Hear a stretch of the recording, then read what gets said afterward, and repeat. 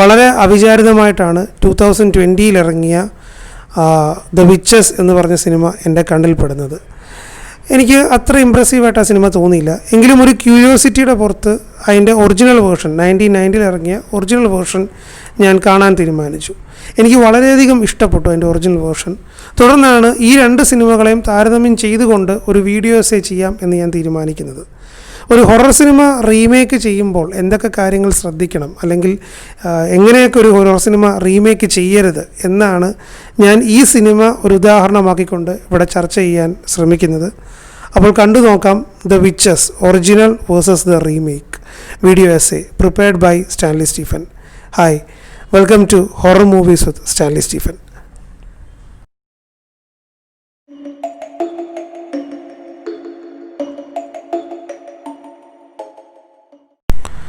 കുട്ടികൾക്ക് വേണ്ടി 1983 റോബർട്ട് ഡാൽ എഴുതിയ ഒരു ഫാൻറ്റസി നോവലാണ് ദ വിച്ചസ് എന്ന് പറയുന്നത്. ലോകത്തെ കുട്ടികളെ നശിപ്പിക്കാനായി ഒരുപറ്റം മന്ത്രവാദിനികൾ ഒരു പദ്ധതി തയ്യാറാക്കുന്നതും ഒരു കുട്ടിയും ആ കുട്ടിയുടെ വല്യമ്മയും കൂടെ ആ മന്ത്രവാദിനികളുടെ പദ്ധതി തകർക്കാനായി ശ്രമിക്കുന്നതുമാണ് നോവലിൻ്റെ ഇതിവൃത്തം. 1990 നിക്കോളാസ് റേഗ് ആഞ്ചലിക്ക ഹ്യൂസ്റ്റനെ നായികയാക്കി ദ വിച്ചസ് എന്ന സിനിമ അഡാപ്റ്റ് ചെയ്തിരുന്നു. പിന്നീട് 30 വർഷങ്ങൾക്ക് ശേഷം റോബർട്ട് സെമിക്സ് ആൻ ഹാത്തവേനെ ലീഡ് റോൾ കൊടുത്തുകൊണ്ട് വിച്ചസ് വീണ്ടും അഡാപ്റ്റ് ചെയ്തു. അങ്ങനെ 2 അഡാപ്റ്റേഷനാണ് വിച്ചസ് എന്ന നോവലിന് സംഭവിച്ചിട്ടുള്ളത്. 30 വർഷങ്ങളുടെ വ്യത്യാസമുണ്ട് രണ്ട് സിനിമകളും തമ്മിൽ. അതിനാൽ തന്നെ ഒരുപാട് പ്രാക്ടിക്കൽ എഫക്ട്സും അതിലെ വിഷ്വൽ എഫക്ട്സിലൊക്കെ ഒരുപാട് മാറ്റങ്ങൾ വന്നിട്ടുണ്ട്. ഈ വീഡിയോ എസ്സേയിൽ കൂടെ നമ്മൾ അനലൈസ് ചെയ്യാൻ ശ്രമിക്കുന്നത് അടിസ്ഥാനപരമായി 4 കാര്യങ്ങളാണ്. പ്രധാനമായും 4 കാറ്റഗറീസ് വെച്ചാണ് ഇതിനകത്തെ ഹൊറർ എലമെൻറ്റ് എങ്ങനെ 2 പടത്തിലും യൂസ് ചെയ്തിട്ടുണ്ട്, അല്ലെങ്കിൽ അവിടെ അതിൻ്റെ ഒരു എഫിഷ്യൻസി എങ്ങനെ വന്നിട്ടുണ്ട് എന്ന് നമ്മൾ ചെക്ക് ചെയ്യാൻ ശ്രമിക്കുന്നത്. അപ്പോൾ ഇതിന് ആദ്യത്തെ എലമെൻ്റായിട്ട് നമ്മൾ തിരഞ്ഞെടുത്തിരിക്കുന്നത് ഇതിലെ ചെയിൻ ഓഫ് ഇവൻറ്റ്സ്, അതിലെ സംഭവ വികാസങ്ങൾ. അതിന് ആ കഥയിൽ അതായത് ഓരോ സബ് പ്ലോട്ട്സും അതുപോലെ കഥയിൽ നടക്കുന്ന ഓരോരോ ഇവൻറ്റ്സും അതിനെ എങ്ങനെ അവർ ഹൊറർ എലമെൻറ്റിന് വേണ്ടി യൂസ് ചെയ്തിരിക്കുന്നു എന്നത്. രണ്ടാമത് ഇതിലെ ക്യാരക്ടറൈസേഷൻസ്, അതായത് പ്രധാനമായിട്ടും വിച്ചസും അതുപോലെ മറ്റ് സബ് പ്ലോട്ട്സുമായിട്ട് വരുന്ന കഥാപാത്ര രൂപീകരണം. മൂന്നാമത് ഇതിൻ്റെ ക്യാരക്ടർ ഡിസൈൻസ്, അതായത് അവരുടെ ലുക്സും മറ്റ് കാര്യങ്ങളും. നാലാമതായിട്ട് ഇതിലെ ജനറൽ എഫക്ട്സ്, വിഷ്വൽ എഫക്ട്സ്, അത് പക്ഷേ പ്രാക്ടിക്കൽ എഫക്ട്സ് ആവാം, CGI ആയിരിക്കാം. എങ്ങനെ ഇതിൽ ഹൊറർ ക്രിയേറ്റ് ചെയ്യാനായിട്ട് ഇതിലെ എഫക്ട്സ് എങ്ങനെ അവർ യൂസ് ചെയ്തിട്ടുണ്ട്. അങ്ങനെ ഈ 4 ഘടകങ്ങൾ വെച്ചാണ് ഈ 2 സിനിമകളിലും ഹൊറർ എന്ന എലമെൻറ്റിൻ്റെ എഫിഷ്യൻസി നമ്മൾ ചെക്ക് ചെയ്യുന്നത്. ഇതിനകത്തെ ക്യാരക്ടർ ഡിസൈൻസ് വിച്ചസിന് കൊടുത്തിരിക്കുന്നത് ഏറെക്കുറെ 2ലും സെയിമാണ്. എന്നാൽ എനിക്ക് പേഴ്സണലി ഒരു തരത്തിലും അതിന് ഡൈജസ്റ്റ് ചെയ്യാൻ പറ്റാത്തൊരു രീതിയാണ് 2020 എടുത്തിരിക്കുന്ന ക്യാരക്ടർ ഡിസൈൻസ് എന്ന് പറയുന്നത്. ഇപ്പോൾ 1983 എഴുതിയ നോവലിൽ, റോബർട്ട് ഡാലിൻ്റെ നോവലിൽ വിച്ചസിനൊരു ക്യാരക്ടർ ഡിസൈൻ കൊടുത്തിട്ടുണ്ട്. അതായത് വിരൂപികളായ, മുടിയില്ലാത്ത, മൊട്ടയടിച്ച, കൈയും കാലും വിരലുകളൊക്കെ വിരൂപ വിരലുകളുള്ള, ഒരു പല്ലുകളൊക്കെ വളരെ എന്താ പറയുക അഗ്ലി ആയിട്ടുള്ള കഥാപാത്രങ്ങളായിട്ടാണ് വിച്ചസിനെ അവതരിപ്പിച്ചിരിക്കുന്നത്. ഇത് നമ്മൾ കണ്ടുപോലത്തെ ക്ലാസിക്കൽ പല കാർട്ടൂണുകളിലും മറ്റും വിച്ചസിന് കൊടുത്തിരിക്കുന്ന ഒരു ഇമേജ് ഉണ്ട്. അതിൻ്റെ ഒരു ഡെറിവേറ്റീവ് ആണെന്ന് നമുക്ക് വേണമെങ്കിൽ കരുതാം. അതുതന്നെയാണ് സിനിമ എടുത്തപ്പോൾ അവർ ഏറെക്കുറെ അത് തന്നെയാണ് അഡാപ്റ്റ് ചെയ്തിരിക്കുന്നത്. ക്യൂനായിട്ടുള്ള ആഞ്ചലിക്ക ഹ്യൂസ്റ്റൺ അവതരിപ്പിച്ച ക്യൂൻ വിച്ചിന് എൻറ്റയർലി നമ്മൾ കണ്ടിട്ടുള്ള പഴയ കാർട്ടൂണിലൊക്കെ കണ്ടിട്ടുള്ള ഒരു വിച്ചിൻ്റെ രൂപം അവർ മേക്കപ്പ് വഴി കൊണ്ടുവരാൻ ശ്രമിച്ചിട്ടുണ്ട്. ബാക്കി എല്ലാ വിച്ചസിനും ഓഫ് കോഴ്സ് ബഡ്ജറ്റ് ഇഷ്യൂസ് കൊണ്ടായിരിക്കാം വളരെ എന്താ പറയുക ബുക്കിൽ പറഞ്ഞിരിക്കുന്ന പോലെ തന്നെ തല മുട്ടയടിച്ച ഒരു എന്താ പറയുക പല്ലുകളൊക്കെ പല ഷേപ്പിലുള്ള ഒരു ക്യാരക്ടറായിട്ടാണ് കാണിച്ചിരിക്കുന്നത്. ഇത് 90 ഇറങ്ങിയ ഒരു സിനിമയാണ്, 83 ഇറങ്ങിയ ഒരു നോവലാണ്. അപ്പം അന്നത്തെ സൗന്ദര്യ സങ്കല്പങ്ങളിൽ പലപ്പോഴും ബീയിങ് ബാൾഡ് ഒരു വിരൂപതയുടെ, അല്ലെങ്കിൽ മുടിയില്ലായ്മ, മൊട്ടച്ചിയായിട്ടിരിക്കുന്നത് ഒരു വിരൂപതയുടെ ലക്ഷണമായിരുന്നു. മുടിയില്ലായ്മ ഒരു വിരൂപയുടെ ലക്ഷണമായിട്ട്, അതിൽ അഗ്ലി അല്ലെങ്കിൽ അതിൻ്റെ ഒരു ഈവിൾനെസ്സിൻ്റെ ഒക്കെ ഒരു സൈനായിട്ടാണ് കാണിച്ചിരുന്നത്. എന്നാൽ അൺഫോർച്ചുനേറ്റ്ലി 2020 ഇറങ്ങിയ സിനിമയിലോട്ട് വരുമ്പോഴും ഇത് തന്നെയാണ് ആവർത്തിക്കുന്നത്. ആൻ ഹാത്തവേനെയും മറ്റ് അവിടെ ക്യൂവിനൊരു ഡിഫറെൻറ്റ് ലുക്ക് കൊടുക്കാൻ ശ്രമിച്ചെങ്കിൽ ഇവിടെ അങ്ങനെ ഒരു ഡിഫറെൻറ്റ് ലുക്ക് പോലും ആൻ ഹാത്തവേയുടെ ക്യാരക്ടറിന് കാര്യമായിട്ട് കൊടുക്കുന്നില്ല. മൂക്കിന് ചെറിയൊരു വ്യത്യാസം കൊടുത്തിട്ടുണ്ട്, പല്ലിന് ചെറിയ ഒരു ഷേപ്പ് ഇച്ചിരി മാറ്റിയിട്ടുണ്ട് എന്ന് മാറ്റി എടുത്തു കഴിഞ്ഞാൽ ബാക്കി ഡിറ്റോ ആണ്. അതൊരു ഒരു ഒരു എഫേർട്ടും ഒന്നാമത് ക്യാരക്ടർ ഡിസൈനിന് കൊണ്ടുവരാൻ ശ്രമിച്ചിട്ടില്ല. അത് പോട്ടെ. ഇവിടെയും വിച്ചസ് ആർക്കും മുടിയില്ല, അതായത് മുടിയില്ലായ്മ, അതായത് ബീങ് ബാൾഡ് ഒരു വിരൂപതയുടെ സൈന് അല്ലെങ്കിൽ ഈവൽനെസ്സിൻ്റെ സൈനായിട്ടാണ് കാണിക്കുന്നത്. 2020 ഒരു സാമൂഹിക പശ്ചാത്തലം നോക്കുകയാണെങ്കിൽ ഇപ്പോൾ ഒരുപാട് ഫാഷൻ സ്റ്റേറ്റ്മെൻറ്റ്സും ഫാഷൻ മൂവ്മെൻറ്റ്സും നടക്കുന്ന കാലഘട്ടമാണ്. എന്താ പറയുക, ഈ ബീങ് ബാൾഡ് എന്നത് ഒരു വിരൂപതയുടെ ലക്ഷണമല്ല, അതൊരു ഫാഷൻ സ്റ്റേറ്റ്മെൻറ്റാണ്, അതൊരു സൗന്ദര്യത്തിൻ്റെ ലക്ഷണമായിട്ട് പല പ്രമുഖരും അതിനു വേണ്ടി എന്താ പറയുക നിലകൊള്ളുന്നത് നമുക്ക് കാണാൻ സാധിക്കും. മാത്രമല്ല ഹെയർ ഡൊണേഷൻ പോലത്തെ മൂവ്മെൻറ്റ്സ് ഒക്കെ വളരെ ആക്റ്റീവായി നിൽക്കുന്നൊരു സജീവമായി നിൽക്കുന്നൊരു കാലഘട്ടമാണ്. അപ്പോൾ കുട്ടികളെ ടാർഗറ്റ് ചെയ്യുന്ന വരുന്ന ഒരു സിനിമയ്ക്കകത്ത് ബീയിങ് ബാൾഡ് എന്നത് ഒരു വിരൂപതയുടെയും അല്ലെങ്കിൽ ക്രൂരതയുടെയും ഒരു ലക്ഷണമായി കാണിക്കുന്നത് നെഗറ്റീവായിട്ട് അവരെ ഇൻഫ്ലുവൻസ് ചെയ്യും എന്നെനിക്ക് തോന്നുന്നുണ്ട്. ആൻഡ് നമുക്കിപ്പോൾ നോക്കിയാൽ കാണാം, ഇന്ത്യയിലാണെങ്കിലും വിദേശത്താണെങ്കിലും ലൈക്ക് ബീയിങ് ബോൾ മോഡൽസ്, അതായത് മുടിയില്ലാത്ത മോഡൽസിന് പലർക്കും പല അപ്രിസിയേഷൻസ് കിട്ടുന്നു, പല ഓഫറിങ്സ് കിട്ടുന്നു. പല പ്രശസ്ത മോഡൽസും ഇത്തരമൊരു ലുക്സ് സ്വീകരിക്കാൻ തയ്യാറാവുന്നു. ഇപ്പോൾ ഇന്ത്യ എടുത്തു കഴിഞ്ഞാൽ ഡിയാൻഡ്ര സോയറസ്, ടിയ സിംഗ് അല്ലെങ്കിൽ ഗ്ലെൻഡ നോർല പോലത്തെ മോഡൽസ്, അല്ലെങ്കിൽ എന്താ പറയുക ഹോളിവുഡിലോട്ടോ അല്ലെങ്കിൽ വിദേശത്ത് നോക്കിക്കഴിഞ്ഞാൽ അവിടെയും ഒരുപാട് മോഡൽസ് ഉണ്ട്. ഈവൻ ഈയിടെ ഒരു മോഡൽ ഒരു ബ്യൂട്ടി പേജൻറ്റ് വരെ നേടിയിട്ടുണ്ട്.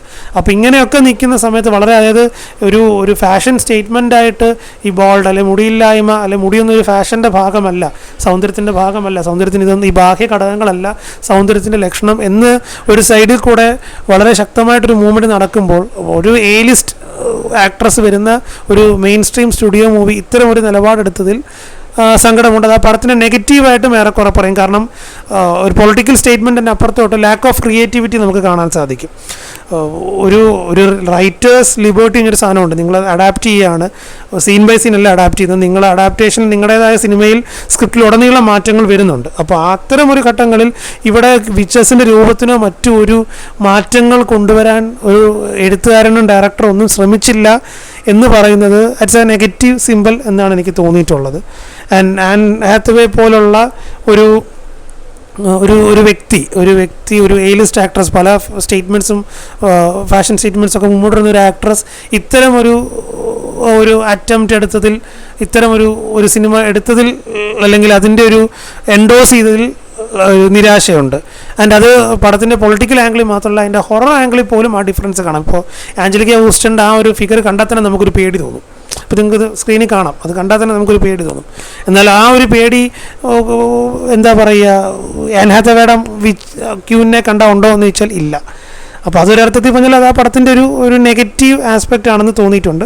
ആൻഡ് ഞാൻ പറഞ്ഞില്ല, എനിക്ക് അതിനേക്കാൾ കൂടുതൽ അതിനകത്ത് ഡിസപ്പോയിൻറ്റിംഗ് ആയിട്ട് തോന്നിയത് ഇങ്ങനൊരു പൊളിറ്റിക്കൽ മൂവ്മെൻറ്റ് ഒരു ഓപ്പർച്യൂണിറ്റി ഉണ്ടായിട്ട് അതിനെ എൻറ്റയർലി റിവേഴ്സ് എഫക്റ്റ് കൊടുത്തതാണ് ആ പടം. എൻറ്റയർലി തിരിച്ച് നെഗറ്റീവ് ഇമ്പാക്റ്റാണ് കൊടുത്തിരിക്കുന്നത്. അതിനകത്ത് തിരിച്ചും സങ്കടകരമായ ഒരു കാര്യമാണ്.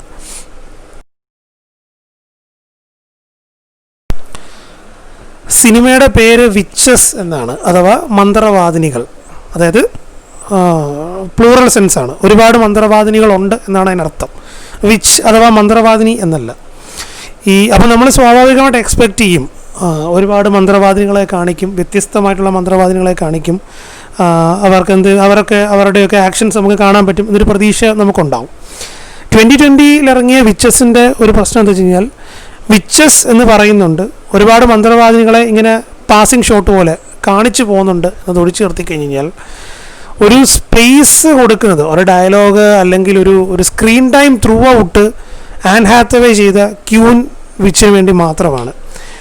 അതായത് ആൻ ഹാത്തവേ മാത്രമാണ്, അതായത് ആൻ ഹാത്തവേയുടെ ആൻ ഹാത്തവേയുടെ ഫുൾ ഫിഗർ എന്ന് പറയുന്ന രീതിയിലോട്ടാണ് പടം ത്രൂ ഔട്ട് എടുത്തിരിക്കുന്നത്. ആൻ ഹാത്തവേക്ക് വേണ്ടി മാത്രമായിട്ട് കുറേ സീൻസ് ക്രിയേറ്റ് ചെയ്യുന്നു. ലാസ്റ്റ് ക്ലൈമാക്സിൽ പോലും ആൻ ഹാത്തവേക്ക് ഒരു സ്പെഷ്യൽ സീക്വൻസ് കൊടുക്കുന്നു. അങ്ങനെ മറ്റ് വിച്ചസ് എന്ന് പറയുന്നത് വെറുതെ ബാക്ക്ഗ്രൗണ്ടിൽ നിൽക്കുന്ന, ഇപ്പോൾ ഒരു ഡാൻസ് കളിക്കുമ്പോൾ ബാക്ക്ഗ്രൗണ്ട് ഡാൻസസ് നിൽക്കുന്ന പോലെ ആ ഒരു ലെവലിലോട്ടാക്കി, അല്ലെങ്കിൽ ഒരു ക്രൗഡ് നിൽക്കുമ്പോൾ ഒരു ലീഡറെ ഫ്രണ്ടിൽ കാണിച്ച് ബാക്ക്ഗ്രൗണ്ടിൽ ആ ക്രൗഡിനെ ഇങ്ങനെ പാസ് ചെയ്ത് കാണിക്കുന്ന പോലെ ആ ഒരു തരത്തിൽ അൺഫോർച്ചുനേറ്റ്ലി 2020 മൂവി അവതരിപ്പിച്ചിരിക്കുന്നത്. എന്നാൽ നമ്മൾ 1990 വിച്ചസിൻ്റെ അങ്ങോട്ട് വന്നു കഴിഞ്ഞാൽ ഓഫ് കോഴ്സ് ഇതിലും ആഞ്ചലിക്ക ഹൂസ്റ്റൻ്റെ ക്യൂൻ വിച്ചിനാണ് ഇമ്പോർട്ടൻസ് കൂടുതലെങ്കിലും ഇതിൽ മറ്റ് വിച്ചസിനൊരു സ്ക്രീൻ പ്രസൻസ് കൊണ്ടുവരാൻ ശ്രമിക്കുന്നുണ്ട്. കുറേ ക്ലോസ് ഷോട്ട്, അല്ലെങ്കിൽ അവരുടെ ട്രാൻസ്ഫോർമേഷൻ, അല്ലെങ്കിൽ എന്തെങ്കിലുമൊക്കെ അവരുടെ ഒരു 1-2 ഡയലോഗുകളാണെങ്കിലും അങ്ങനെയൊക്കെ ഒരുപാട് ഒരു ഡൈവേഴ്സിറ്റി കൊണ്ടുവരാൻ ശ്രമിക്കുന്നുണ്ട്. അതായത് സ്ക്രീനിൽ ഒരുപാട് വിച്ചസ് ഉണ്ട്, നമുക്കത് നെയിംസേക്ക് എന്നതിനപ്പുറത്തേക്ക് നമുക്കത് അറിയാൻ പറ്റും. അവരുടെ ട്രെയ്റ്റ്സും കാര്യങ്ങളും എല്ലാം കൃത്യമായിട്ട് അറിയാൻ പറ്റും. അപ്പോൾ അത് ഈ പടത്തിൻ്റെ ആ ഒരു ഹൊറർ ആസ്പെക്റ്റിനെ തന്നെ ഇൻഡയറക്റ്റ്ലി ബാധിക്കുന്നുണ്ട്. കാരണം നമ്മൾ ഒരു വിച്ചിൽ മാത്രമാണ് ഫോക്കസ് ചെയ്ത് പോകുന്നത്. ഇപ്പോൾ പുതിയ പടം എടുത്തു കഴിഞ്ഞാൽ അവിടെ ഈ ഒരു 2020 മൂവിക്കകത്ത് 2 സ്ഥലത്ത് മാത്രമാണ് ഒരു ഡിഫറെൻറ്റ് വിച്ചസ് വരുന്നത്. അതായത് ഒന്ന് പടത്തിൻ്റെ തുടക്കത്തിൽ വിച്ചസിനെ ഇൻട്രൊഡ്യൂസ് ചെയ്യുന്നൊരു സീനിലും, പിന്നെ ഇവർ ഒരുമിച്ച് കോൺഫറൻസ് ഹാളിൽ വെച്ചിട്ട് ക്യൂൻ തൻ്റെ പദ്ധതി എക്സ്പ്ലെയിൻ ചെയ്യുന്ന സമയത്ത് ക്യൂനോടൊരു സംശയം ചോദിക്കുന്ന ഒരു വിച്ചും, ഈ ഒരു 2 പോയിന്റ് മാത്രമാണ് അല്ലാത്തൊരു വിച്ചസിനെ കാണിക്കുന്നത്.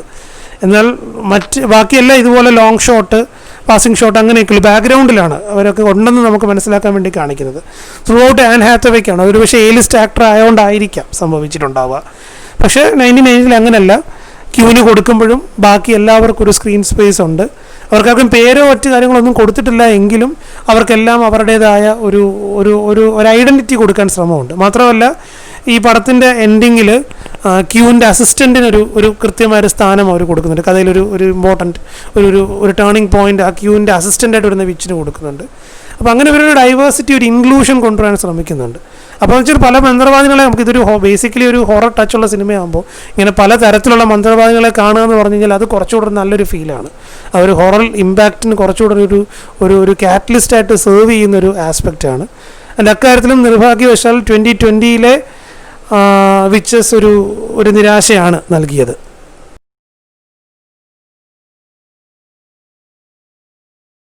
ഈ വിച്ചസ് എന്ന സിനിമയിലെ 2 സിനിമയിലെയും ചെയിൻ ഓഫ് ഇവൻറ്റ്സ് പരിശോധിക്കാം. അതിലെങ്ങനെയാണ് ഒരു ഹൊറർ എലമെൻറ്റ് ബിൽഡ് ചെയ്തിരിക്കുന്നത് നോക്കാം. ഇപ്പോൾ പുതിയ വിച്ചസ് എടുത്തു കഴിഞ്ഞാൽ 2020 ഇറങ്ങിയ വിച്ചസ് എടുത്തു കഴിഞ്ഞാൽ ഇതിനകത്ത് തുടക്കത്തിൽ വിച്ചസിൻ്റെ ഒരു ഇൻട്രോ കൊടുക്കുന്നൊരു രംഗമുണ്ട്.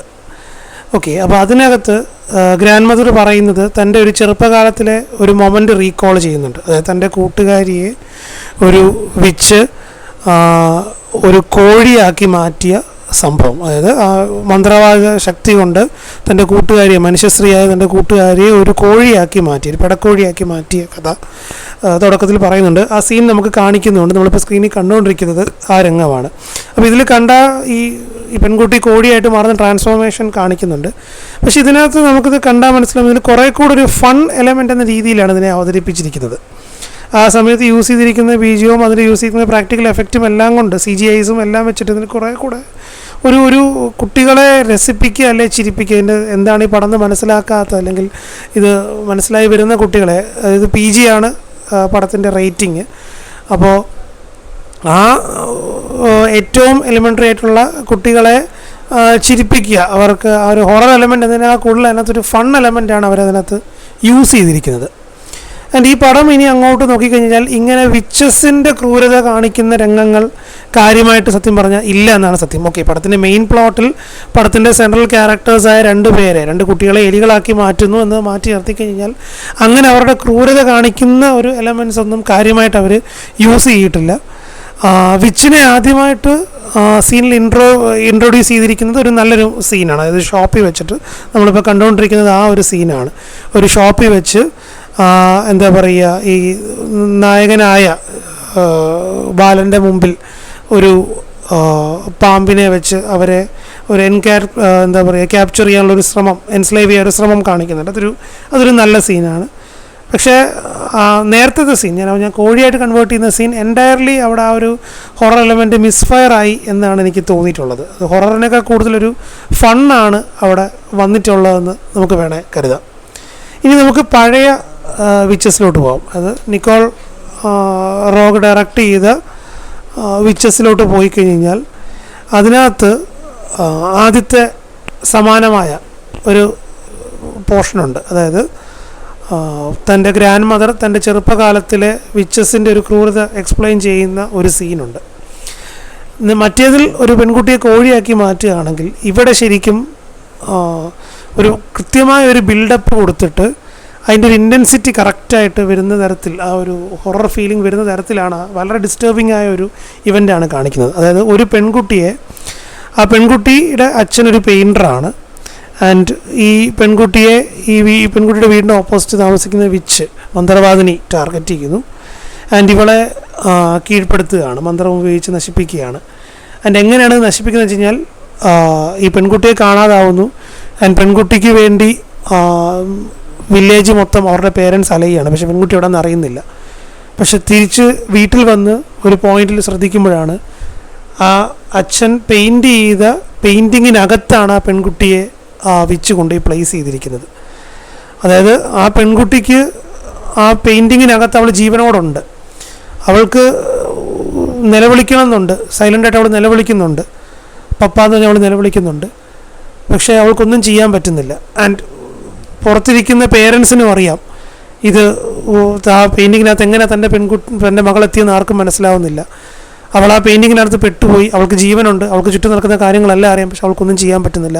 അവൾ ആ പെയിൻറ്റിങ്ങിൽ കൂടെ അങ്ങോട്ടും ഇങ്ങോട്ടും മൂവ് ചെയ്യുന്നത് നമുക്ക് കാണാം. ഓരോ കാലഘട്ടം അനുസരിച്ച് അവൾക്ക് വളരുന്നതനുസരിച്ച് അവൾ ആ പെയിൻറ്റിങ്ങിനകത്ത് പെട്ടുപോയി. ആ ഒരു ചെറിയ സ്പേസിനകത്ത് അവൾ ലൈഫ് ലോങ് അവൾ സ്പെൻഡ് ചെയ്ത് അവൾ അവിടെ തന്നെ മരിക്കുകയാണ്. വളരെ ഡിസ്റ്റർബിങ് ആയിട്ടുള്ള, വളരെ എന്താ പറയുക, ഒരു ഹോറിഫൈങ് ആയിട്ടുള്ളൊരു ഇവൻ്റാണ്. ഓഫ് കോഴ്സ് ഒരു വ്യക്തി ഒരു കോഴിയായിട്ട് മാറുന്നതും വളരെ ഹൊറിഫൈങ് ഡിസ്റ്റർബിങ് ആയ ഒരു ഇവൻ്റാണ്. പക്ഷെ അത് അവതരിപ്പിച്ചിരിക്കുന്ന രീതി നമ്മൾ കണ്ടു, വളരെ ഒരു ഫണ്ണിയായ രീതിയിൽ CGI എഫക്റ്റ് ഒക്കെ യൂസ് ചെയ്തിട്ടാണ്. പക്ഷെ ഇവിടെ അങ്ങനെയല്ല, വളരെ എന്താ പറയുക, വളരെ ഡിസ്റ്റർബിങ് ആവുന്ന തരത്തിൽ ആ ഒരു സീനിൻ്റെ ഇൻറ്റൻസിറ്റിക്ക് വളരെ സീരിയസ്നെസ് കൊടുത്തുകൊണ്ട്, ആ വ്യക്തിയുടെ ഫെയ്റ്റിന് പൂർണ്ണമായ റെസ്പെക്റ്റ് കൊടുത്തുകൊണ്ടാണ് ഇവിടെ അവതരിപ്പിച്ചിരിക്കുന്നത്. അപ്പോൾ ഈ സീൻ വളരെ ഡിസ്റ്റർബിംഗ് ആണ്. ഹൊറർ എന്ന് പറയുന്നത് ആൾ കാണുന്ന വ്യക്തിയെ വളരെ, ഇതും PG മൂവിയാണ്, റേറ്റിംഗ് ഇതിനും ഉള്ളൂ. പക്ഷേ ഇത് കാണുന്നൊരു വ്യക്തി, ഒരു കൊച്ചുകുട്ടിയുടെ മനസ്സിൽ ഈ ഒരു ക്യാരക്ടറെ കുറിച്ച് എമ്പതൈസ് ചെയ്യാൻ തോന്നും. ഈ ഒരു ക്യാരക്ടറിൻ്റെ ഫെയ്റ്റിനെ കുറിച്ചൊരു നമുക്കൊരു സങ്കടവും ഒരു ഡിസ്റ്റർബൻസ് ഒക്കെ തോന്നുന്ന രീതിയിലാണ് ഇത് സെറ്റ് ചെയ്തിരിക്കുന്നത്. ഇനി അപ്പുറത്തോട്ട് പടത്തിന് മുമ്പോട്ട് പോകുന്ന രീതിയിൽ മുമ്പോട്ട് പോകുമ്പോൾ ഈ ഗ്രാൻഡ് മദറിൻ്റെ ഡ്രീം സീക്വൻസിൽ പലപ്പോഴും വിച്ചൊരു ഡിസ്റ്റർബൻസ് ആയിട്ട് വരുന്നത് നമുക്ക് കാണാൻ സാധിക്കും. ഒരു ക്ലാസിക് ഹൊറർ നരേഷൻ ടെക്നിക്കാണത്. ആൻഡ് ഒരു പടി കൂടെ അപ്പുറത്തോട്ട് വന്നു കഴിയുമ്പോൾ ഈ നായകനായ ബാലനെ ചേസ് ചെയ്യുന്നൊരു രംഗമുണ്ട്. ആ ചേസ് ചെയ്യുന്ന രംഗത്ത് ഇവരുടെ കയ്യിൽ നിന്ന് പിടിയിൽ നിന്ന് രക്ഷപ്പെട്ട് പുറത്തേക്ക് ഓടുകയാണ്. അപ്പോൾ ഇവർക്ക് രൂപം മാറാൻ, ഇവരുടെ ഒറിജിനൽ രൂപത്തിൽ പുറത്തോട്ട് വരാൻ കഴിയത്തില്ല. അപ്പോൾ ഇവർ വീണ്ടും സാധാരണ സ്ത്രീകളുടെ രൂപത്തിൽ പുറത്തോട്ട് വന്ന് ഈ ബാലിനെ ചേസ് ചെയ്യുകയാണ്. അങ്ങനെ ചേസ് ചെയ്ത് വരുമ്പോൾ ഒരു ഹൈ ക്ലിഫിൻ്റെ അവിടെ വന്നു കഴിയുമ്പോൾ ഒരു കൊച്ചു കുട്ടിയെ കാണാം. ഒരു കൊച്ച്, എന്താ പറയുക, ഒരു മാസങ്ങൾ മാത്രം പ്രായമുള്ളൊരു കൊച്ചൊരു പിഞ്ചു കുഞ്ഞാണ്. ആൻഡ് യു ക്യാൻ സീ ആ ക്യൂവിൻ അവിടുന്ന് ആ കൊച്ചിനെ തള്ളിയിടാൻ നോക്കുകയാണ്. അത് ഒരു കൊച്ചിനെയാണ് അവിടെ കൊല്ലുന്നത്. അത് വളരെ ഡിസ്റ്റർബിംഗ് ആയ ഒരു സീനാണ് ആക്ച്വലി. അത് അത്ര ഒരു ഇൻറ്റൻസിറ്റിയോടെ കാണിക്കുന്നില്ല എങ്കിലും ആ ഇവൻ്റ് നോക്കിയാൽ മനസ്സിലാവും. വളരെ ഒരു മാസങ്ങൾ മാത്രം പ്രായമുള്ള ഒരു പിഞ്ചു കുഞ്ഞിനെയാണ് അവിടെ കൊല്ലാനായിട്ട് ഇവർ ശ്രമിക്കുന്നത്. അത് ആ കുഞ്ഞിനെ രക്ഷിക്കുന്നുണ്ട്, ആ നായകനായ ബാലൻ വന്ന് രക്ഷിക്കുന്നുണ്ടെങ്കിലും അവിടെ ആ സീനിൻ്റെ ഒരു ഡിസ്റ്റർബൻസ് വളരെ കൂടുതലാണ്. അപ്പോൾ നമുക്കിത് മനസ്സിലാവും. അതായത് 20-30 വർഷത്തിന് ശേഷം വിച്ചസ് റീമേക്ക് ചെയ്തപ്പോൾ റേറ്റിംഗ് മാറിയിട്ടില്ല. ഇപ്പോൾ പഴയ വിച്ചസ് R റേറ്റഡും പുതിയ വിച്ചസ് PG ആയിരുന്നെങ്കിൽ നമുക്ക് വേണമെങ്കിൽ അങ്ങനെ പറയാം. പക്ഷേ ഇവിടെ റേറ്റിംഗ് മാറിയിട്ടില്ല. പക്ഷേ അവർ ഇവൻ്റ് റീറൈറ്റ് ചെയ്തപ്പോൾ, അല്ല റീറൈറ്റ് ചെയ്ത ഇവൻ്റ് അവതരിപ്പിച്ചപ്പോൾ, റീറൈറ്റ് ചെയ്ത ഇവൻ്റ് അത്യാവശ്യം ഡിസ്റ്റർബിംഗ് ആണ്. പക്ഷെ അത് അവതരിപ്പിച്ചപ്പോൾ അതിന് ആ ഹൊറർ ടച്ച് പൂർണ്ണമായിട്ട് നഷ്ടപ്പെട്ടു എന്ന് നമുക്ക് കാണാൻ സാധിക്കും. പഴയതിൽ വളരെയധികം ഡിസ്റ്റർബിംഗ് ആയ ഒരു ഹൊറർ എലമെൻറ്റ് കൊണ്ടുവന്നെങ്കിൽ പുതിയതിൽ അത് പൂർണ്ണമായിട്ട് നഷ്ടപ്പെട്ടു എന്ന് തന്നെ പറയേണ്ടിയിരിക്കുന്നു. അവസാനമായി പടത്തിൻ്റെ ട്രാൻസ്ഫോർമേഷൻ, അതിൽ പ്രാക്ടിക്കൽ എഫക്ട്സ് യൂസ് ചെയ്തിരിക്കുന്ന മൊമെൻറ്റ്സ് നോക്കുക. അതായത് ഈ പടത്തിനകത്തെ മെയിൻ സെഗ്മെൻറ്റ്സ് ആണ് മനുഷ്യരും വിച്ചസും എലികളായിട്ട് ട്രാൻസ്ഫോം ചെയ്യുന്ന പോർഷൻ എന്ന് പറയുന്നത്. 2020 മൂവിക്കകത്ത് ബലൂണിനെ കാറ്റടിച്ച് വിടുന്ന പോലെ വ്യക്തികൾ മുകളിലേക്ക് പോകുന്നു, ബ്ലിങ് എന്ന് പറഞ്ഞ് എലിയായിട്ട് മാറി വരുന്നു. ഈ ഒരു രീതിയാണ് കാണിക്കുന്നതെങ്കിൽ 1990 ഇറങ്ങിയ വിച്ചസിൽ വളരെ ഡീറ്റെയിൽഡ് ആയൊരു പ്രോസസ്സാണ്. അതായത് ബോഡി ഹൊററിൻ്റെ സാധ്യതകൾ ശരിക്കും ഉപയോഗിച്ചിട്ടുണ്ട്. ഒരു മനുഷ്യ സ്ത്രീ അല്ലെ മനുഷ്യരൂപമുള്ളൊരു വ്യക്തി ഒരു എലിയായിട്ട് മാറുന്ന ആ ട്രാൻസ്ഫോർമേഷൻ വളരെ ഇൻറ്റൻസ് ആയിട്ടുള്ള മേക്കപ്പ് ഉപയോഗിച്ച് ആ ഒരു ട്രാൻസ്ഫോർമേഷൻ കാണുമ്പോൾ തന്നെ നമുക്കൊരു പേടി, ഒരു ഡിസ്റ്റർബൻസ് തോന്നുന്ന തരത്തിൽ അത് അവതരിപ്പിച്ചിട്ടുണ്ട്. നമുക്കിപ്പോൾ സ്ക്രീനിൽ കാണാം. ഇപ്പോൾ കാണുന്നത് 1990-ലെ സീൻസാണ്. ഇതിലെ ക്ലൈമാക്സ് സീൻസിൽ വിച്ചസ് ട്രാൻസ്ഫോം ചെയ്യുന്ന രംഗങ്ങളാണ്. നോക്കുക, ആ ഒരു ട്രാൻസ്ഫോർമേഷൻ്റെ ഡീറ്റെയിലിംഗ് നോക്കുക. ആദ്യം മനുഷ്യൻ അവിടുന്ന് എലിയും മനുഷ്യരുമായി മാറുന്നു. അവരുടെ മുഖത്തിലും അവർക്ക് വലിയ ചെവികളൊക്കെ ഫേസ് ചെയ്ത് കൊടുക്കുന്നു ആ ട്രാൻസ്ഫോർമേഷൻസ്. ആൻഡ് അത് വളരെ സ്ലോ ആയൊരു ട്രാൻസ്ഫോർമേഷനാണ്, ടൈം എടുത്ത് ചെയ്തിരിക്കുന്ന ട്രാൻസ്ഫോർമേഷനാണ്. അതിൽ ആ മേക്കപ്പിൻ്റെ ഇമ്പാക്റ്റ് നമുക്ക് ശരിക്കും കിട്ടുന്നുണ്ട്. അത് ശരിക്കും 1990-ലെ ഒരു 90-കളിൽ ഇത്രയൊന്നും വിഷ്വൽ എഫക്ട്സോ കാര്യങ്ങളൊന്നും ഇല്ലാത്ത സമയത്താണ് മേക്കപ്പ് കൊണ്ട് അവർ ഇത്രയും വലിയൊരു ഒരു ശ്രമം നടത്തിയത് എന്നത് ഇറ്റ്സ് ടോട്ടലി അപ്രീഷിയേറ്റ് ചെയ്യേണ്ട ഒരു കാര്യമാണ്. അതുപോലെ തന്നെ അവിടെ ആ ഹൊറർ എലമെൻറ്റും കറക്റ്റ് കൊണ്ടുവരാൻ സാധിച്ചിട്ടുണ്ട്. അൺഫോർച്യുനേറ്റ്ലി 2020-ൽ അതില്ല. ആൻഡ് ഇവിടെ എനിക്ക് പറയേണ്ട ഒരു സീൻ കൂടെ ഉണ്ട്, ഇതിനോട് ചേർത്ത് തന്നെ പറയുകയാണ്. ഈ 2 ക്യൂൻ വിച്ചസിൻ്റെ എൻഡിങ്ങിനെ കുറിച്ചാണ്. ഇപ്പോൾ 2020-ലെ ക്യൂൻ വിച്ചിൻ്റെ എൻഡിങ് എന്ന് പറഞ്ഞു കഴിഞ്ഞാൽ അവർ ആ പോഷൻ, ആ മാന്ത്രിക ജ്യൂസ് കുടിച്ചു കഴിഞ്ഞ് അവർ എലിയായി മാറുന്നു. എലിയായി മാറിക്കഴിഞ്ഞിട്ട് അവരെ കൊല്ലാനായിട്ട് അവരുടെ തന്നെ വളർത്ത് പൂച്ചയെ ഇട്ട് കൊടുക്കുകയാണ് ചെയ്യുന്നത്. എന്നാൽ 1990-ലോട്ട് വരുമ്പോൾ അവിടെ ട്രാൻസ്ഫോർമേഷൻ നടന്നുകൊണ്ടിരിക്കുകയാണ്. ആ വിച്ച് മന്ത്രവാദിനി എലിയായിട്ട് ട്രാൻസ്ഫോം ചെയ്യുന്ന സമയത്താണ് റോവാൻ ആറ്റ്കിൻസിൻ്റെ ക്യാരക്ടറെ കൊണ്ട് നമുക്ക് കാണാം ഗ്രീൻ സ്മോക്ക് വന്നുകൊണ്ടിരിക്കുന്നത് നമുക്ക് കാണാൻ സാധിക്കും. അതായത് ട്രാൻസ്ഫോർമേഷൻ നടന്നുകൊണ്ടിരിക്കുക എന്നാണ് കാണിക്കുന്നത്. ആ സമയത്താണ് ഒരു മാഷറ്റെ കൊണ്ട് അല്ലെങ്കിൽ ഒരു വെട്ടുകത്തി കൊണ്ട് ആ കഥാപാത്രത്തെ, ആ എലിയെ വെട്ടിക്കൊല്ലുകയാണ്. സ്ലാഷറിൻ്റെ ഒരു ആസ്പെക്റ്റാണ് ആ കാണിക്കുന്നത്. സ്ലാഷർ ഹൊററിൻ്റെ ഒരു ആസ്പെക്റ്റാണ് ആ കാണിക്കുന്നത്. അതാ പറഞ്ഞ പ്യുവർ ഹൊറർ ആസ്പെക്റ്റുകൾ ഉപയോഗിച്ചിട്ടുണ്ട്. 2020-ൽ അതൊന്നും തന്നെ ചെയ്തിട്ടില്ല. ആൻഡ് 2020 ഹൊററിനകത്ത് 2020-ലെ വിച്ചസിൽ പോസിറ്റീവായിട്ട് കണ്ടൊരു ഘടകം എന്താണെന്ന് വെച്ച് കഴിഞ്ഞാൽ ഈ എലികളുടെ ക്യാരക്ടർ ഡിസൈൻ നല്ല ഡീറ്റെയിലിംഗ് ചെയ്തിട്ടുണ്ട്. അത് നല്ല CGI ഒക്കെ സ്പെൻഡ് ചെയ്തിട്ടാണ് ഈ എലികളെ അവർ അവതരിപ്പിച്ചിരിക്കുന്നത്. ഓക്കെ, എലികളെ അവതരിപ്പിച്ചിരിക്കുന്ന രീതി കറക്റ്റാണ്. അതിന് പക്ഷേ അതൊരു കുട്ടികളെ അട്രാക്റ്റ് ചെയ്യുക അല്ലെങ്കിൽ PG വരുമ്പോൾ കൊച്ചു കുട്ടികളെയൊക്കെ ഒരു ഫാസിനേഷൻ കൊടുക്കുക എന്നതിനപ്പുറത്തോട്ട് ഒന്നും തന്നെ അതിനകത്ത് കാണുന്നില്ല. എന്നാൽ 90-കളിനകത്ത് ഈ കൊച്ചു കുട്ടികൾക്ക് ഇതൊരു ഹൊറർ ആസ്പെക്റ്റിലുള്ളൊരു ഒറിജിനൽ സോഴ്സ് മെറ്റീരിയൽ തന്നെ വളരെ ഡാർക്കായിട്ടുള്ളൊരു മെറ്റീരിയലാണ്.